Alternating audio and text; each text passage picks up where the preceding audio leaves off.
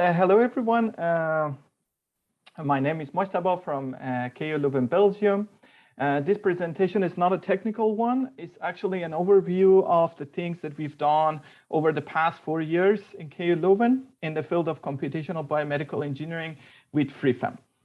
So the unit, that's actually our research group in the University of Liège and the University of Leuven.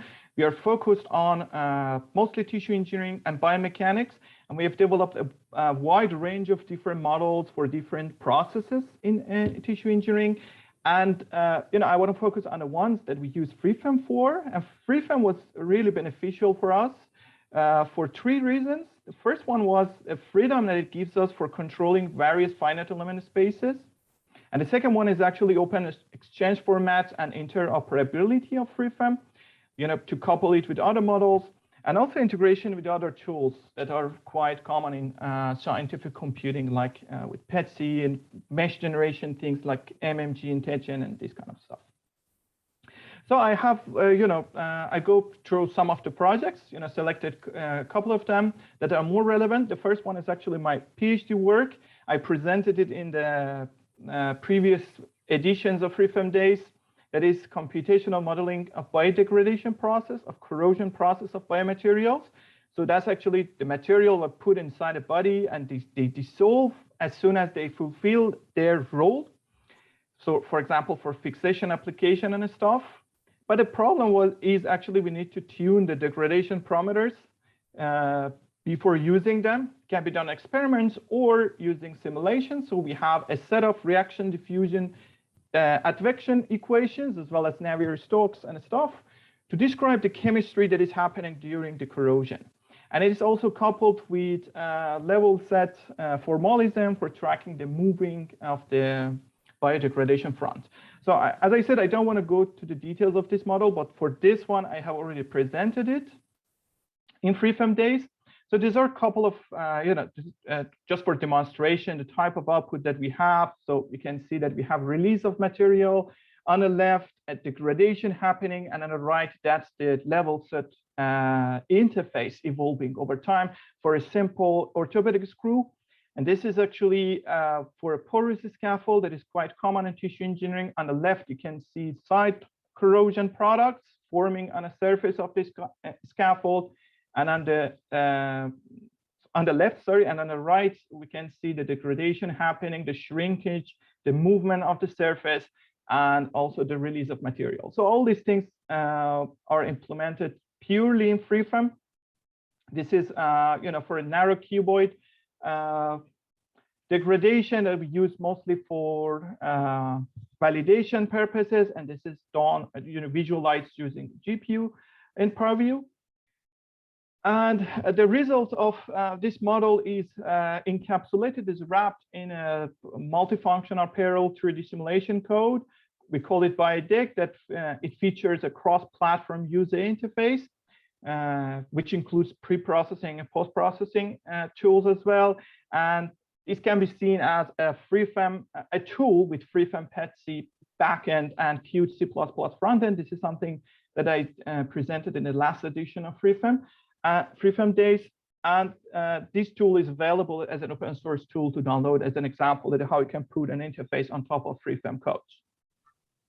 And this code is also used, this model is used to couple with other tools. This one is actually a topology optimization code developed in the University of Kyoto, and we come also in FreeFEM, and we coupled these 2 models to have like the mechanical instability at the same time as corrosion. So this is an example of interoperability of FreeFEM in this field.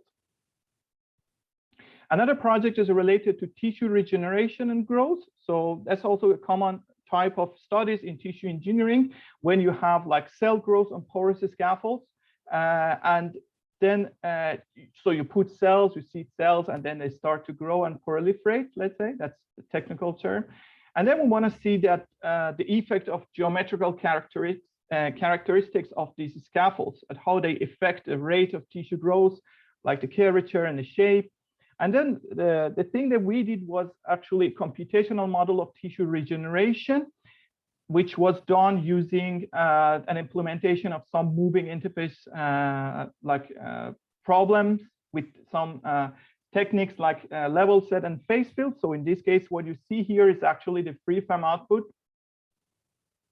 Like this one, these rows, these are the moving interface as the output of the FreeFEM model implemented in level set. And there is all similar results we have for phase field implementation. And it can be like used for bioreactors, coupling with fluid flow. And then we have the rates of the tissue growth growing inside these bioreactors. And then we use these models to investigate various types of scaffolds to see which one are better for the goal that we have for having higher rate of tissue growth. And yeah, those models were quite useful for us, and we have like some industrial partners as well working on these projects. And the code was also parallelized, which is a bit non-trivial due to having some level set and phase field redistancing and reinitialization, needing some, you know, recollection of the partition mesh and this kind of stuff. But this worked quite well with HPDDM interface in FreeFEM.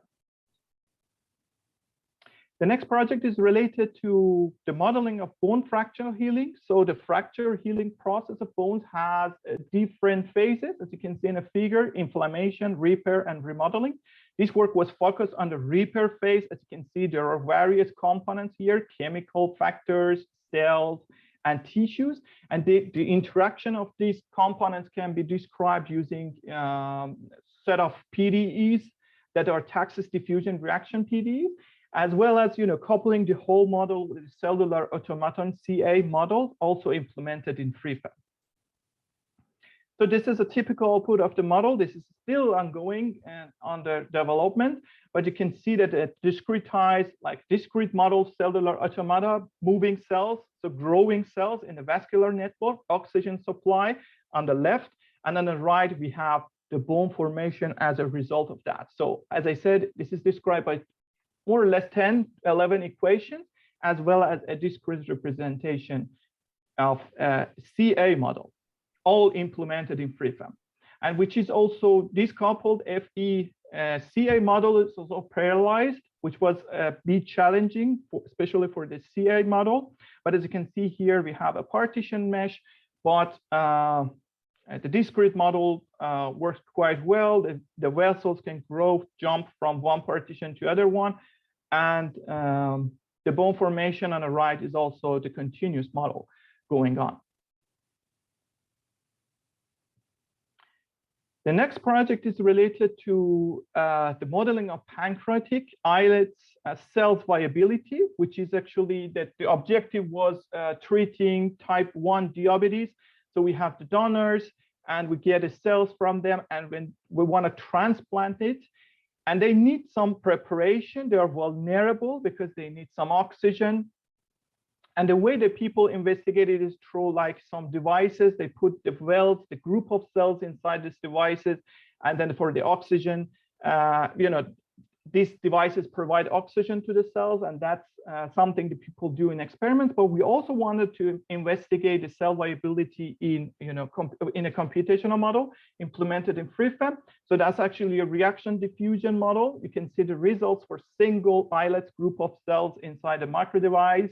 And also, you know, a couple of them, like in this case, 4. And then we had like different parameters being employed in the model to see the most efficient, also from the like from the cost perspective, to have the most optimized versions. And then we had like full version, like the full device, multiple wells, the whole device. We have cells, they consume oxygen, and then the supply. And then we wanted to see if the design of the devices are quite okay for the cells to survive or not. So these were a couple of you know, examples for projects, but besides computational modeling, we also use FreeFEM heavily for geometry construction and mesh processing. FreeFEM is quite good to be used as a tool for that. So what I mean is, like, for example, we want to have like an implicit mesh on top of a complex geometry. In this case, the geometry is just something random, it's just a bone. So we mesh it with FreeFEM, and then we apply an implicit function, and then we ask, for example, MMG or Techen plugins to separate, to split a mesh for us and remesh it. So in this case, you can see that we have like a kind of gyroid shape applied to a complex shape, and then remesh it again. And this is something we use a lot in our group. This is another example for a cup, applying a function and then remeshing it using MMG, which can be later used for another simulation. I will show you an example in the end of this presentation. This is another one for jawbone reconstruction. As you can see, the figure on the left is actually generated with FreeFEM. This one, with FreeFEM and MMG extension.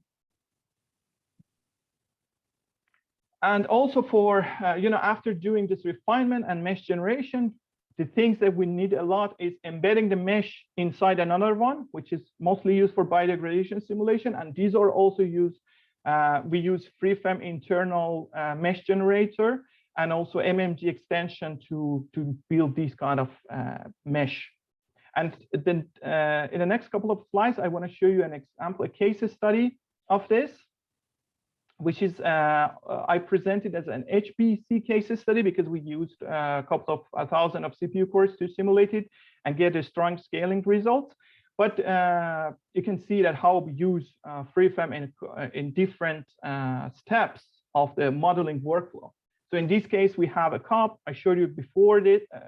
I showed you this one before in a couple of slides back, filled with TPMS lattice structures. This is the output of a topology optimization code, and then we want to see how this degrades actually in a solution or in the body. So we embed it inside a container and we generate a mesh on it, and we refine the mesh because the biodegradation code requires a refined mesh on the interface.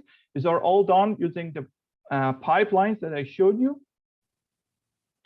And then the mesh contains, in this case, 45 million elements. This is an animation showing why such a mesh contains this number of elements. So the mesh is quite fine on the interface, and of course, far from the implant surface actually. So this is a mesh for the level set and biodegradation model actually. And then we have the mesh partitioning to 2,000 to 8,000 CPU cores. Implemented using HPDDM. And then this is a simulation results visualized using ParaView, but in a server client manner because we had like heavy results, result files. And this is visualized using 128 CPU cores using remote visualization. So this is actually the output of the FreeFEM model. And this is the results from another perspective, showing how it degrades, and there are a lot of discussion on this from the pathological and physiological perspective.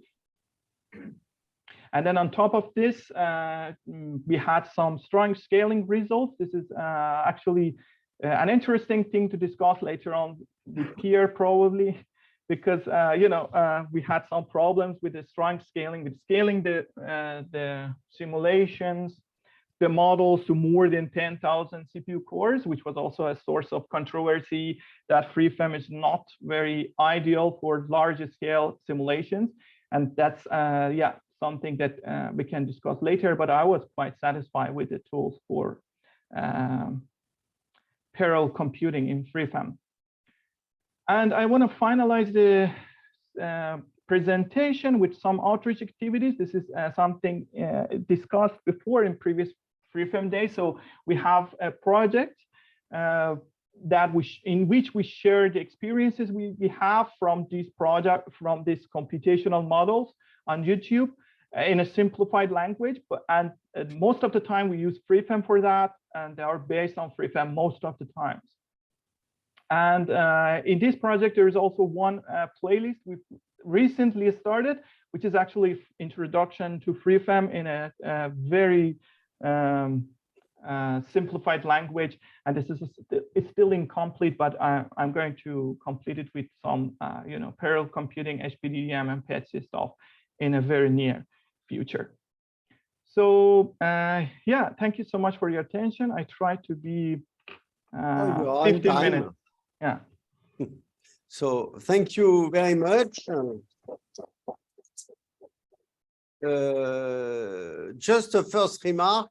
If you want, of course, in the FreeFEM website, I can put a link in your to your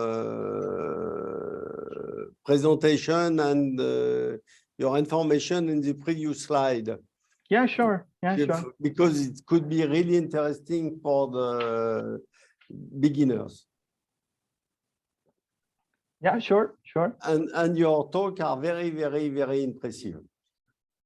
Thank you, Frederick. So that other question, maybe one or two. So another Frederick. Yes. Okay. So you mentioned problems for large HPC simulation in FreeFEM. So what are your problems? Oh yeah, that's you know, something probably we need to discuss later. The problem is actually poor scaling, and the thing that I didn't have a lot of control on, you know, especially also, you know, for memory problems. This is for just wall time, but I had some memory problems as well.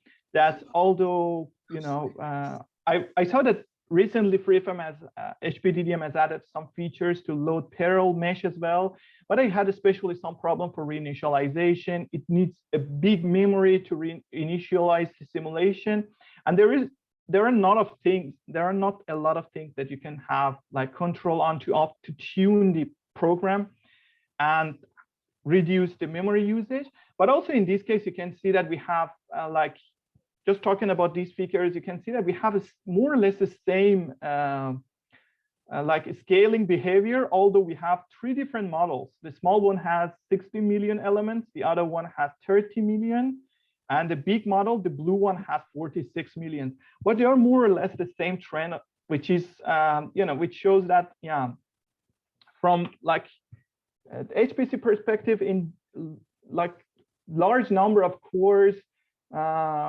yeah, this is not something very ideal, that it is not something that you can tune a lot. And I did it actually, you know, this one in the University of Amsterdam. They have like infrastructures for running simulations in 100,000 of CPU cores.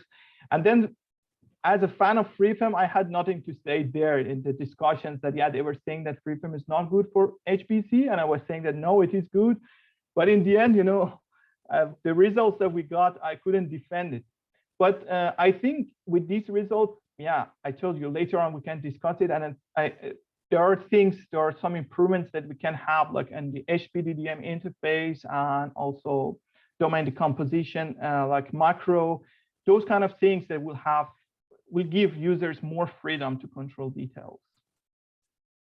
Very last question. What is the size of your big model here? Sorry, I couldn't hear the question. What is the size of the what is the size of the big model? The big model is 46 million elements, which is this one that I showed you, the animation of. This is the big model. Okay. So thanks again. So maybe I think you can meet after next week or next year, because after next week is holidays in France. So maybe. Yeah, sure. To speak about this problem. So thanks again. This is the